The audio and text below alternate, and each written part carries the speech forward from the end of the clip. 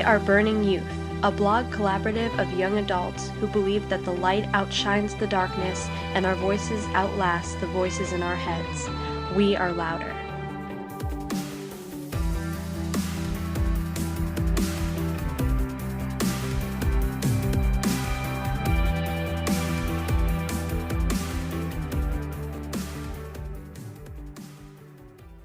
So the leaves are already almost gone here in Vermont, and the temperatures are starting to get a little bit chillier, and it's already almost the last day of October, which I find infuriating and surreal. Yeah. It's really flown by. We actually had something, we had been talking about different subjects and topics to bring to the second episode of the Burning Youth podcast, and we had talked about actually a different idea, and then we're having a really interesting conversation. When was that? Like a couple days ago? Yeah. Well, how did we start talking? We started talking about gratitude, and Abby said something that just really hit me in a profound way. We were talking, I actually I made a note of it, and she said, the quickest way to happiness is gratitude. Yeah. So that hit me in a crazy way, because I was thinking about definition of gratitude, which if you Google gratitude definition, what will pop up is the quality of being thankful, readiness to show appreciation for, and to return kindness. And what I thought was interesting about that is it's not just like, I've always kind of thought of gratitude, and I think a lot of us think of gratitude as like, kind of like, yeah, you know, like I appreciate the food my mother made. I'm enjoying it. Thanks. Yummy. Or like I appreciate a friend who asked me to like go shopping with them or something, and you're like, oh, it was fun, thanks, good, you know what I mean? But this is kind of the actual definition presents it as something, a readiness to show appreciation for and to return kindness, which are two verbs, really, being ready to show and to return. So I loved what you had started to say about consciously being grateful to come to a place, a center of happiness. Yeah. I feel that a lot of times with myself when I'm just focusing on the dark parts of my life or the dark parts of a day, something that, you know, put me into a bad mood or whatever, that the best and quickest way for me to get out of that bad mood and focus on something good is not necessarily be like, okay, I have to think about all the things that I'm grateful for. I have running water and people in other parts of the world don't, and I have food parts of the world don't, and like the big obvious things usually don't make me feel grateful necessarily as much as little things.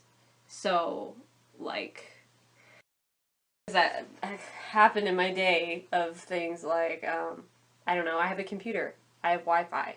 That's something that you could live without, but I don't have to. Could you really? Yeah, the question is, could you live without Wi-Fi? I don't know. That one's kind of not a good idea. For you, not anyway. A good example. That's more like water or Wi-Fi. Two necessary things. But things like, you know, just the little luxuries that we face and that we get to enjoy every day. That's like, just like notice it. Not necessarily overwhelm yourself with it like, I should be so thankful for this, but just notice it and give it some presence. Kind of like bring it to like the surface of your consciousness. Yeah. I was thinking about that, how recently, how so many of the things we do throughout our day are completely subconscious. Yeah. Like washing your hands. When you wash your hands, you get soap, you put it on your hands, you rub it into your hands, you turn on the water, you run your hands underwater, you rinse off your hands, you dry your hands. And I was noticing, like, it came to my awareness recently when I was washing my hands that I don't think about any of the individual actions that make up the action of washing your hands. It's like completely subconscious. And I think that so many of the things in your daily life, including your family, friends that you see a lot, objects that you use a lot, things that you participate in on a regular basis, almost fly under the radar and become undetectable in a way. So it's hard to have an attitude of gratitude for those things when you're kind of so familiar with them that you're not even really noticing. Yeah. Or like one thing is greater than the other thing, so you don't notice the thing that's not as good, even though it in itself is good. Like, I was thinking about that with your hands or your arms. Like, one person has dominant hand that they use for things, like more things than their other hand. For me, it's my right hand. I'm right with my right hand. I do like pretty much everything with my right hand unless I need my left hand to supplement. But if I try doing any like small task using only my right hand, it brings my attention to how much my left hand is required to do things, like getting dressed with just one hand. Right. Or, making yourself a smoothie with one hand. It's a hard thing to do, but you don't even really notice that your non-dominant hand plays such a dominant role in your life. Right. And so that's another thing that I find myself grateful for when I think about it. Right. And I think that there are different ways. The hardest part for me has always been, and I actually struggle with this on a daily basis, is kind of what method do I use to be grateful or be happy, or how do I exercise that in my life? How do I implement that into my life? Like, I find that's a constant question I have when I'm reading scripture a lot of times.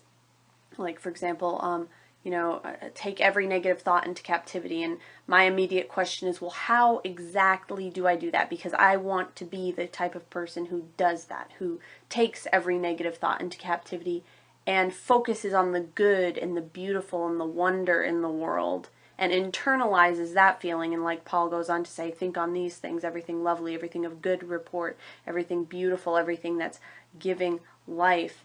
And I want to be part of that, but the difficulty comes when it's like, well, how exactly do I do that? Especially when you're in the stressful place of being bombarded by maybe negative thoughts about yourself or just a feeling of inadequacy. Like, I'm not really measuring up.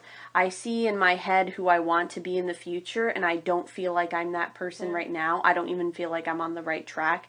It's hard to slow down in that place and bring that to your awareness. One way that I think is really powerful, I had actually had a blogging friend do a guest post for me on my personal blog last year, Serena of Poetry. We'll leave a link to her blog down below in the actual, on Podbean, if you check that out, and you can check out her blog. It's absolutely wonderful. She did a guest post called Satisfied for me in March of, it was actually this March of this year. And she said some really interesting things about making gratitude lists and how that became kind of a turning point for her when she was feeling very wearied on just in life and thinking about maybe more negative things and wondering how she could become more motivated, which you can read the full post. It's up on my blog. But I'll read a small excerpt that I thought was really interesting. She writes, so what if I can resolve to be satisfied? What happens if I start looking at each day, each moment with gratitude and even wonder? Can I keep such a resolution? Perhaps this time, if instead of making a promise to people on the internet who I don't even know, instead of grandly saying, this is what I'll do, I make a promise to myself. Perhaps I make a promise to God. Remember, my dear soul, that omnipotent being to whom you used to talk to like a gentle friend. Remember the breeze in your hair, the sun on your face, the voice in your ear? Yes, my dear soul, you laughed, you sang, you danced, you wept, you spoke, you listened, and now you have forgotten. Remember, my dear soul. Leave behind this tired shell and resolve to be satisfied. Lived. Feeling bolder, I picked up a pen and began a new entry. I started writing a gratitude list.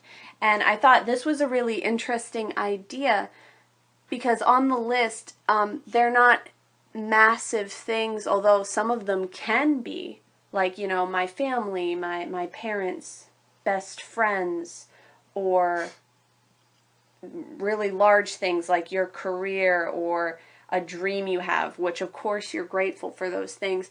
But a lot of the things that Serena included on her list were small things that were just happening in the present moment, such as snowfall or a shelf of books, weekends, iPod plus coloring book, houseplants, things like that. And I thought that's really cool because those are all small things that are so etched into everyday life that they can often be overlooked. Yeah. And I think that when it comes down to it, it's a lot of times it's the small things that make up the fabric of our lives that we overlook.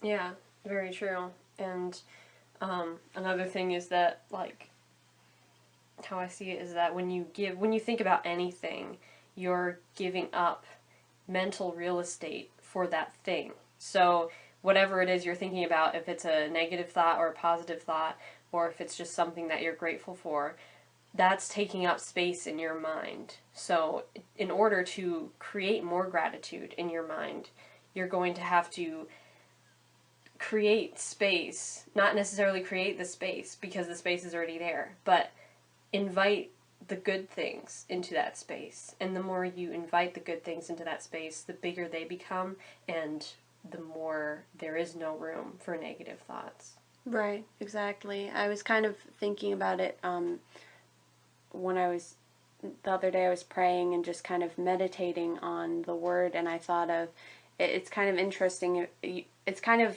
a good metaphor if you think about it as a river. Your thoughts are a river, and the different individual thoughts and things are rocks in the river. And if you're hanging onto a rock, that is negative thoughts, either about yourself or about other people or about your outlook on life, maybe just feeling depressed over things not being the way you wish they were.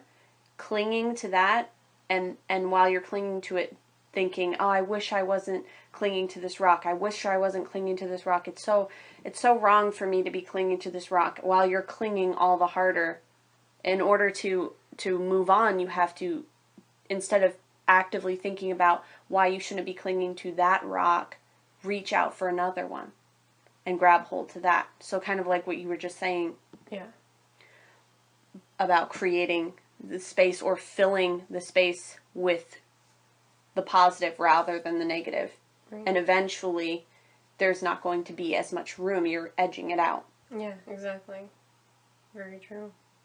I think that making gratitude lists, that's something I've wanted to do for a while now. And I think I may have tried it, but I can't really remember. I think it's a cool, active way to kind of get your mind off of whatever you may be focusing on in the present.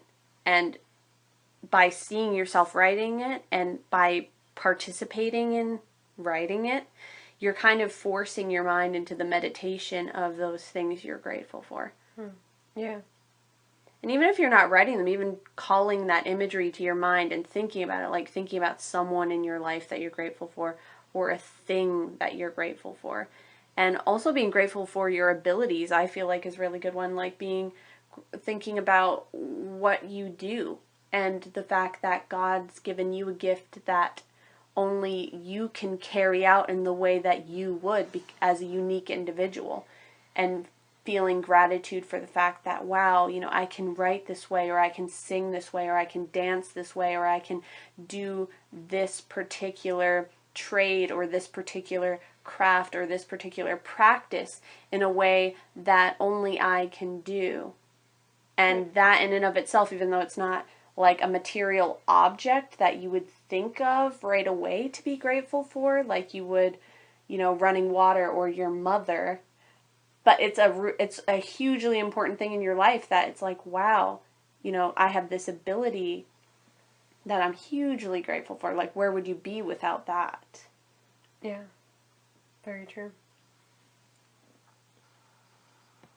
So appropriately, heading into November, which of course is a month that kind of calls to mind the fact that we're approaching Thanksgiving and the holidays and Christmas, which of course we are all Pumped for. very pumped for. It kind of calls to mind feelings of being thankful and grateful and gratitude and all that good stuff that we really have been just feeling really compelled and inspired to talk about. So heading into November, we're going to kind of take an approach of let's talk about gratitude. And I have a great quote that I'd love to just kind of wrap this podcast up with, which is by Dennis Waitley. And he said, "Happiness cannot be traveled to, owned, earned, worn, or consumed. Happiness is the spiritual experience of living every minute with love, grace, and gratitude." Thank you guys so much for listening. Thank y'all. See you next time. See you.